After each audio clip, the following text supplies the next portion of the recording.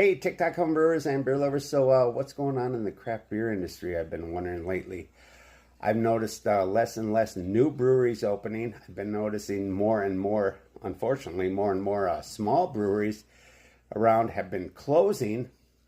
And I've also noticed in the last couple of years, like big brewery conglomerates like InBev and Molson Coors have been selling off their so-called craft beer portfolio.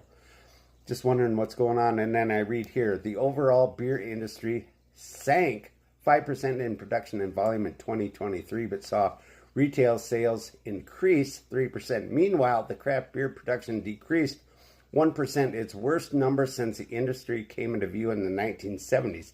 So I posed this question to Google. AI generated a response for me. I asked, is the oversaturation of IPAs killing the craft beer industry? The answer came up with the AI overview. While the oversaturation of IPAs, particularly hazy IPAs, is considered a significant factor contributing to a slowdown in the craft beer industry, it's not the sole cause. And other issues like market saturation and competition from large breweries also play a major role.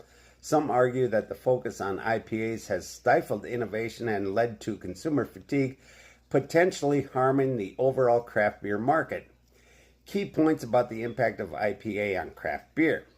Market saturation. The rapid rise in popularity of IPAs, especially hazy styles, led to a large number of breweries producing similar beers, creating an oversupply in the market and making it difficult for smaller breweries to stand out. Consumer fatigue. With so many similar IPAs available, some consumers are experiencing hazy IPA fatigue, leading them to seek out different styles of craft beer. Innovation slowdown.